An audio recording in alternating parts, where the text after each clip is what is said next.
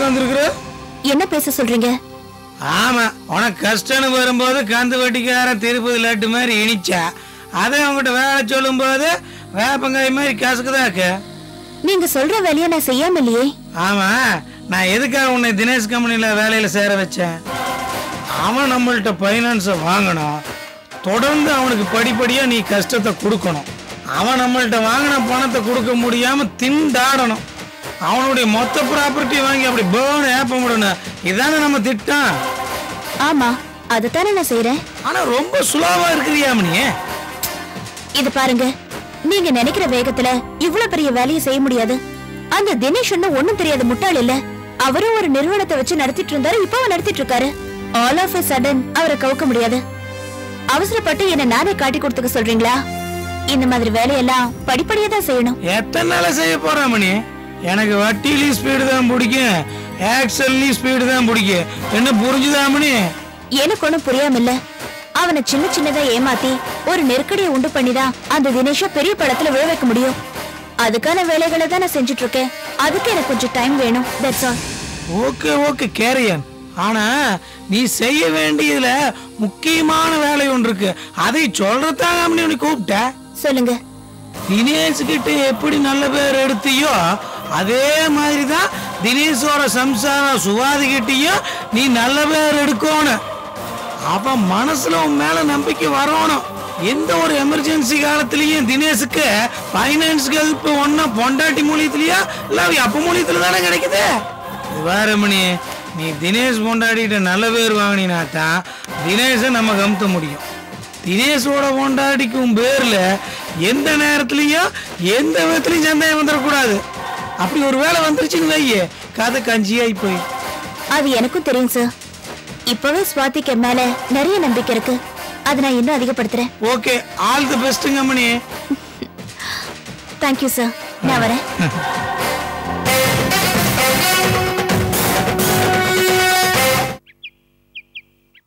டேய், ஏய் இங்க பாரு. அம்மா பாரு. என்னடா என்னடா என்னடா? ஏய் குட்டி, இங்க பாரு. என்னடா பண்ணிட்டு இருக்க? அம்மாவோட விளையாட பண்ணிட்டு இருக்கியா? சொல்லு குட்டி. என்னங்க இன்னைக்கு பயங்கரமான சந்தோஷத்துல இருக்கீங்க? எவ்வளவு பெரிய பிசினஸ்மேனா இருந்தாலும் சரி, தள்ளுவண்டியில காய்கறி வியாபாரம் செய்யறவனா இருந்தாலும் அவன் போட்ட முதல்ல ஒரு சின்ன லாபம் கிடைச்சாலும் அது எவ்வளவு பெரிய சந்தோஷம். உங்களுக்கு அப்படி என்ன லாபம் வந்துருச்சு? போன மாசம் நாங்க பண்ண ப்ராஜெக்ட்ல ஒரு சின்ன லாபம் கிடைச்சிருக்கு. இதுவே ஆரம்பமா இருக்கணும். இன்னும் நிறைய லாபம் வரணும். நல்ல லாபமும் வரும், நம்ம கம்பெனிக்கு நல்ல பேரும் வரும். ஆர்கே இண்டஸ்ட்ரீஸ் மாதிரி நம்ம ராஜேஸ்வரி இன்ஃபோடெக்கும் நல்ல நிலைமைக்கு வரும். இதுக்கு சாந்திக்கு தாங்க முதல்ல நன்றி சொல்லணும். கண்டிப்பா ரோஹிணி. சாந்தி தான் டே அண்ட் நைட் கஷ்டப்பட்டிருக்கா. இன்ஃபேக்ட் இந்த ப்ராஜெக்ட் நம்ம நல்லபடியா முடிச்சு கொடுத்தோம்னா நல்ல லாபம் வரும். அது மட்டும் இல்ல, இந்த ப்ராஜெக்ட கரெக்ட் டைத்துக்கு முடிச்சு கொடுத்தா இன்னொரு பெரிய ப்ராஜெக்ட் தருவோம்னு ஹிண்ட் கொடுத்திருக்காங்க. கேட்கவே எனக்கு ரொம்ப சந்தோஷமா இருக்குங்க. அதை பத்தி எங்களுக்கு இன்ஃபர்மேஷன் வந்தா நானும் சாந்தியும் டிஸ்கஷன் போக வேண்டியிருக்கும். சாந்தி இருக்கிற வரைக்கும் நீங்க கவலையே படாதீங்க. நிச்சயமா ரோஹிணி. அப்புறம் நாளைக்கு நான் கோயிலுக்கு போகணும். கண்டிப்பா போயிட்டு வாங்க. நல்லபடியா முடிஞ்ச பிசினஸ்க்காக கடவுளுக்கு நன்றி சொல்லுங்க. அப்படியே புதுசா கிடைக்க போற ப்ராஜெக்டாகவும் வேண்டிக்கோங்க. அது மட்டும் இல்ல ரோஹிணி, நாளைக்கு அப்பாவோட பிறந்த நாள். அப்படியா? வழக்கமா வருஷா வருஷம் அப்பாவோட பிறந்த நாளைக்கு அவர் காலில் விழுந்து ஆசீர்வாதம் வாங்குவேன். ஆனா இந்த பிறந்த நாளைக்கு கவலையே படாதீங்க. அவரோட அடுத்த பிறந்த நாள நம்ம கூட தான் கொண்டாடுவாரு. நீங்க வேணா பாருங்களேன். ரோஹிணி, அப்பாவோட பிறந்த நாளைக்கு அவருக்கு வேட்டி சட்டையும் அம்மாவுக்கு புடவையும் வாங்கி தரலான் இருக்கேன். என்னங்க நீங்க? முதல்ல அவர் உங்களை பார்த்தாலே உங்ககிட்ட பேச கூட மாட்டாரு. அப்புறம் எப்படி நீங்க எடுத்து தர ட்ரெஸ் மட்டும் வாங்கிப்பாரு? அதுக்கெல்லாம் ஒரு ஐடியா வச்சிருக்கேன். என்னது? முதல்ல நீ கிளம்பு, ஜவுளி கடையில போய் துணியெல்லாம் எடுத்துட்டு அப்படியே சாந்தியும் உங்க அம்மாவையும் பார்த்துட்டு வருவோம். கிளம்பு கிளம்பு கிளம்பு. சரிங்க, நான் போய் ஜெர்னி ரெடி பண்றேன்.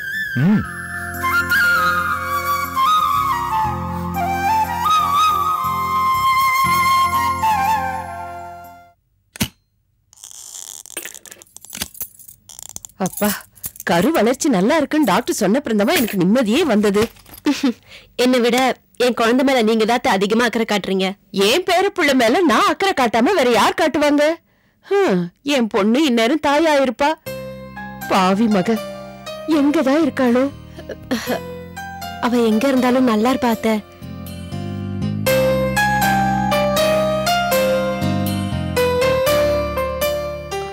என்னம்மா பண்ணுது? ஒரே அசதியா இருக்கத்த. பயப்படாத சுவாதி. எல்லா கர்ப்பஸ்திரிக்கும் கர்ப்ப காலத்துல வர நார்மலான வீக்னஸ் தான். என்ன கர்ப்பஸ்திரிங்கெல்லாம் மன சந்தோஷமா இருக்கணும், அப்போ உடம்பு ஹெல்த்தியா இருக்கும். ஆனா நீ என் மகனை கட்டிக்கிட்டு அவஸ்தைப்பட்டுக்கிட்டு இருக்க. ஆரம்பத்துல இருந்து எல்லாம் உனக்கு பிரச்சனை தான். எல்லாம் நீ வாங்கி வந்த வரம்மா. நீங்க குடுக்கற ஆதரவே போதும் அத்தை. அதை வச்சு நான் என் வாழ்க்கையை ஓட்டிப்பேன். நான் என்ன ஆணி அடிச்ச மாதிரி உன் கூடவே இருக்க போறேனா? எனக்கும் வயசாகுது இல்ல. கவலையே படாதீங்க அத்தை. என் புள்ள நமக்கு துணையா வந்துருவான். அப்படின்னா பிறக்க போறது ஆம்பளை குழந்தைதான் முடிவே பண்ணிட்டீங்களா சுவாதி? ஆஹா, மருமக சோஃபால உட்கார்ந்துட்டு இருக்க, அத்தை அனுசரணையா பக்கத்துல நின்னுட்டு இருக்கிறத பார்த்தா கண்கொள்ளா காட்சியா இருக்கு. யாருக்கனாவது பற்ற போகுது. ஏன் சுவாதி, ரொம்ப டயர்டா இருக்கீங்களா? திவ்யா, நாங்க இப்பதான் ஹாஸ்பிட்டலுக்கு செக்கப்புக்கு போயிட்டு வந்தோம். அப்படியா? அப்படின்னா நீங்க 2 பேரும் இருங்க. ஃபார் சேஞ்ச் நான் காஃபி போட்டு எடுத்துட்டு வரேன். ஐயோ, நீங்க எதுக்கு? சும்மா இருங்க சுவாதி. என்ன உங்க பிசினஸ் பார்ட்னரா மட்டும் நினைக்காதீங்க, உங்க சிஸ்டரா நினைச்சுக்கோங்க. உங்களுக்கு செய்யாம நான் வேற யாருக்கு செய்ய போறேன்? இன்னைக்கு நீங்க 2 பேரும் என் காஃபியை குடிச்சுதான் ஆகணும். தப்பிக்க வழியே இல்ல.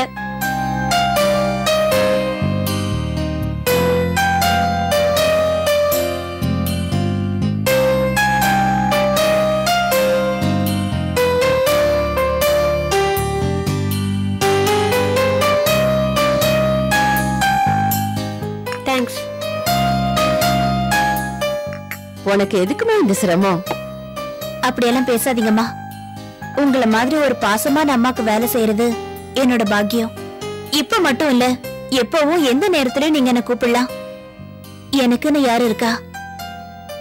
ஸ்வாதிக்கு ஹெல்ப் பண்றது நான் என் கூட பிறந்த சகோதரிக்கு ஹெல்ப் பண்ற மாதிரி தான் நினைக்கிறேன். வந்தோமா பிசினஸ பார்த்தோமான்னு இல்லாம எங்க சுக துக்கத்திலையெல்லாம் பங்கெடுத்துக்கணும்னு நினைக்கிறியம்மா. நீ நல்லா இருக்கணும்மா. உங்களோட இந்த அன்பும் பாசமும் எனக்கு எப்பவும் வேணும். நிச்சயமா.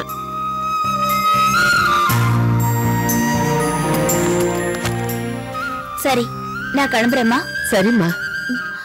ஆமா, இந்த சுகம் துக்கம்னு சொன்னீங்கல்ல, சுகம் எனக்கு புரிஞ்சது, துக்கம்னு சொன்னது என் காஃபியை தானே? உண்மையிலே காஃபி ரொம்ப நல்லா இருக்குமா? சொல்லிட்டீங்கல்ல, அப்ப அடிக்கடி வந்து போட்டு தரேன். நீங்க அடிக்கடி கஷ்டப்பட வேண்டியிருக்கும். ஓகே ஸ்வாதி, வரேன். Take care. வரேம்மா.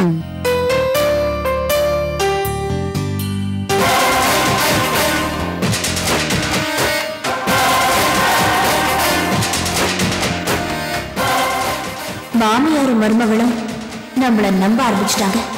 இனிமே நம்ம வேலையை காட்ட வேண்டியதுதான். வேலனுக்கு மூத்தவனே, விக்ன விநாயகனே,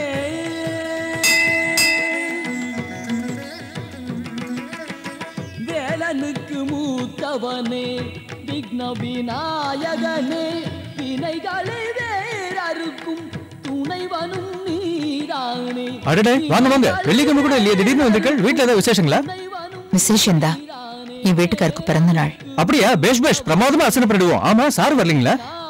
இல்ல, அவருக்கு உடம்புக்கு முடியல. அப்படியா? கவலைப்படாதீங்க, பகவான் எல்லாத்தையும் பார்த்துப்பார். ஆமா, ஆர்கே எவ்வளவு பெரிய தொழிலதிபர், அவரோட பிறந்த நாளை எவ்வளவு சிம்பிளா கொண்டாடுறல. சிம்பிளா தான் பண்ண முடியும். என்ன பண்றது? பிறந்தநாள் கொண்டாடுற நிலைமையில எங்க குடும்பமும் இல்ல. ஆளாளுக்கு ஒரு திசையில இருக்காங்க.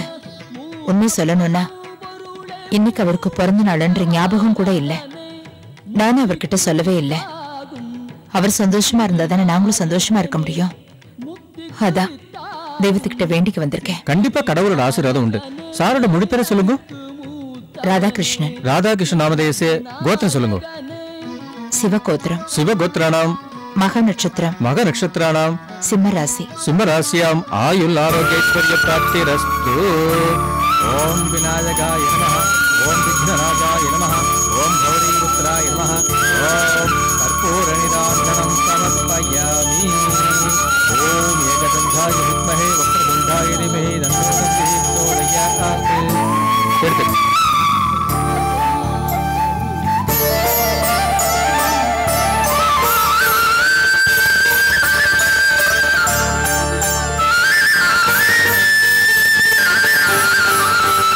அம்மா.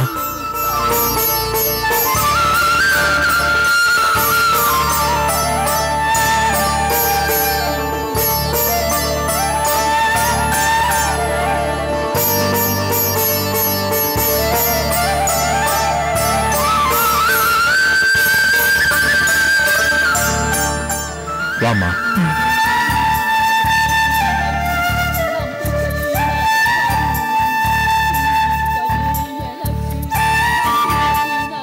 அம்மா, இன்னைக்கு முக்கியமான நாள். அதனால நீங்க கோவிலுக்கு வருவீங்கன்னு எனக்கு நல்லா தெரியும். அப்பாவுக்கு உடம்பு சரியில்லை, அதனால அவர் வரமாட்டார்னு கூட தெரியும். என்ன முக்கியமான நாள்? இன்னைக்கு அப்பாவோட பிறந்த நாள்மா. ஞாபகம் வச்சிருக்கியா? என்னம்மா, அப்பாவையும் அப்பாவோட பிறந்த நாளையும் மறந்தா அப்புறம் நான் மனுஷனா இருக்கிறதுக்கே அர்த்தம் இல்லம்மா. ரொம்ப சந்தோஷம்ப்பா. மனுஷன் உருவாக்குன உறவுகளையும் நெறிமுறைகளையும் மதிச்சு வாழ்றதா எல்லாருக்கும் சந்தோஷம். அம்மா, அப்பா என் மேல கோவப்பட்டிருக்கலாம், நான் வீட்டு விட்டு போயிருக்கலாம்.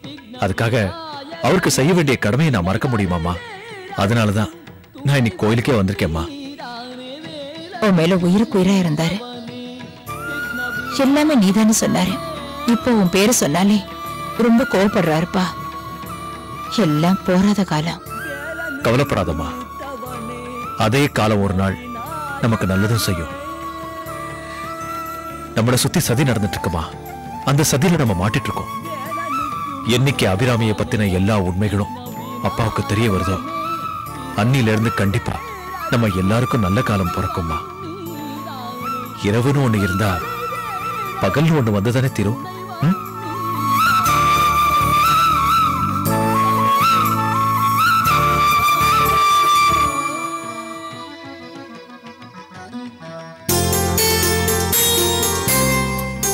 அம்மா, அப்பாவோட பிறந்த நாளை தவிர இன்னொரு முக்கியமான விஷயமும் உங்களுக்கு சொல்லணுமா. அன்னைக்கு ஒரு நாள் நீங்க பூஜை ரூம்ல என்னோட ப்ராஜெக்ட் ஃபைலை வச்சு பூஜை பண்ணி கொடுத்தீங்கல்ல, அந்த ப்ராஜெக்ட் சக்சஸ் ஆயிடுச்சுமா. அதோட இன்னொரு பெரிய ப்ராஜெக்டும் கிடைச்சிருக்கு. எல்லாமே உங்க கைராசிதாம்மா. அம்மா, அப்பாவோட இந்த பிறந்த நாளைக்கு அப்பாவுக்கு ஒரு பட்டு வேஷ்டியும் சட்டையும் வாங்கிட்டு வந்திருக்கேன். அப்படியே உங்களுக்கும் ஒரு பட்டு புடவை வாங்கிட்டு வந்திருக்கேம்மா. இத மறக்காம நீங்க வாங்கிக்கணும். மா, என் மேல உங்களுக்கு வருத்தம் இருக்கும், இருந்தாலும் நீங்க வாங்கிக்கணும். ஆனா நான் கொடுத்திருக்கேன்னு தெரிஞ்சா அப்பா நிச்சயம் வாங்கிக்க மாட்டாருமா. நீதான் எப்படியாவது அப்பாவை இந்த வேட்டி சட்டையை போட்டுக்க வைக்கணுமா. அம்மா, இது எல்லாமே நீ மனசு வச்சாதாம்மா முடியும். என்னம்மா யோசிக்கிற? கூட இந்தாம்மா, என்ன ஆசீர்வாதம் பண்ணுமா. நல்லாரு, நல்லா இருப்பா. இது போதும்மா, இது போதும். நான் நல்லா இருப்பேம்மா. இனி வாழ்க்கையில எந்த பிரச்சனை வந்தாலும் சரி, நான் தைரியமா எதிர்த்து நின்று சமாளிப்பேம்மா. நான் வரேம்மா.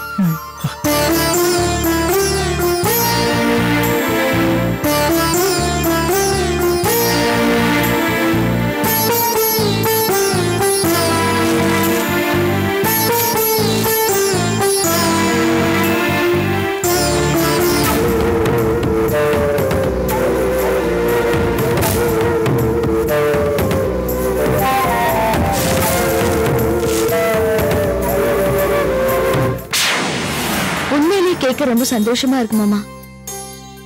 ஆமா சாந்தி, நான் கூட அம்மா என்கிட்ட பேச மாட்டாங்கன்னு நினைச்சேன். ஆனா நான் கொடுத்த ட்ரெஸ்ஸையும் வாங்கிக்கிட்டேன், என்ன ஆசீர்வாதமும் பண்ணாங்க. எனக்கு ஒரு புது தெம்பே வந்த மாதிரி இருக்கு தெரியுமா. அத்தை மனசுல உங்க மேல இருந்த வெறுப்பு குறைய ஆரம்பிச்சிருக்கு மாமா. உங்ககிட்ட பேசியிருக்காங்கன்னா அவங்க கிட்ட ஏதோ மாற்றம் உருவாக ஆரம்பிச்சிருக்கு.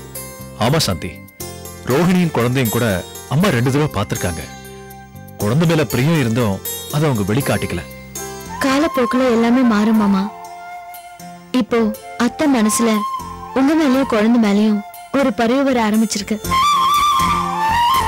ஆமா சாந்தி, அப்புறம் உன்னை பத்தி கூட அம்மா ரொம்ப கேட்டாங்க. என்ன என்ன பத்தி கேட்டாங்களா? ஆமா. ஏன் மாமா போய் சொல்றீங்க? நான் சந்தோஷப்படணும் நீங்க சொன்னீங்க. உங்க மேலேயும் ரோகிணி மேலேயும் அத்தைக்கு பிரியம் வரலாம். என் மேல உள்ள கோவம் அவங்களுக்கு குறைய வாய்ப்பே இல்லை. அப்படி நினைக்காத சாந்தி. என்கிட்ட பேசின அம்மா கூடிய சீக்கிரத்துல உன்கிட்டயும் பேசுற காலம் வரும். சாந்திமா, எல்லாரும் சந்தோஷமா இருக்குன்னு நீங்க நினைக்கிறீங்க, அதுக்காக பாடுபடுறீங்க. ஆனா உங்க சந்தோஷத்தை பத்தி ஒரு நாள் கூட நீங்க பெருசா நினைச்சதில்ல.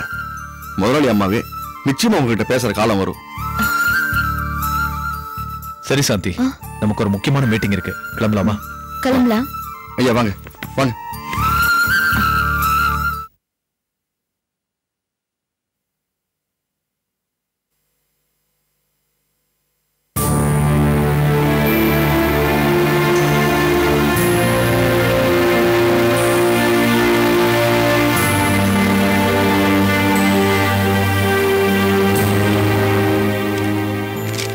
என்னம்மா?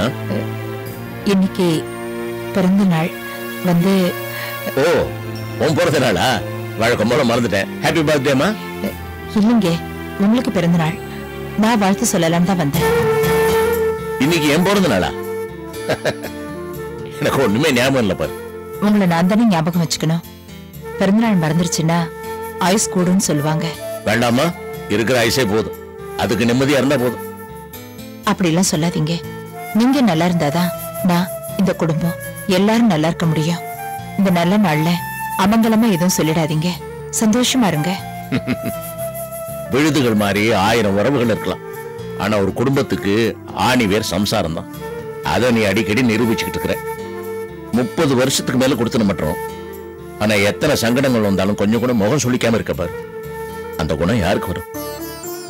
என்ன புகழ்றத விடுங்க. நீங்க தப்பா எடுத்துக்காதீங்க. உங்க பிறந்த நாளுக்காக உங்களுக்கு வேஷ்டி சட்டையும் எனக்கு ஒரு புடவையும் எடுத்திருக்கேன். இந்த வேஷ்டி சட்டை நீங்க கட்டிட்டீங்கன்னா எனக்கு சந்தோஷமா இருக்கும்.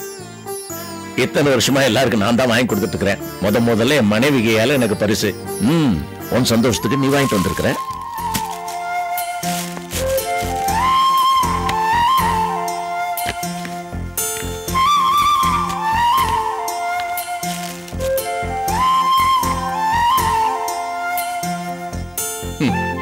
புதுசு கட்டி கொண்டாடுற மூட்லயாமா இப்ப நான் இருக்கிறேன். சந்தோஷத்தை நாம தாங்க வரவழைச்சுக்கணும். இது வரைக்கும் உங்க பிறந்த நாளை ஊரை கூட்டி கொண்டாடி இருக்கோம். இப்ப வீட்லயே கொண்டாடுறோம், அவ்வளவுதான். நீங்க இதை கட்டிக்கோங்க, நான் போய் பாயசம் ரெடி பண்றேன். சரி.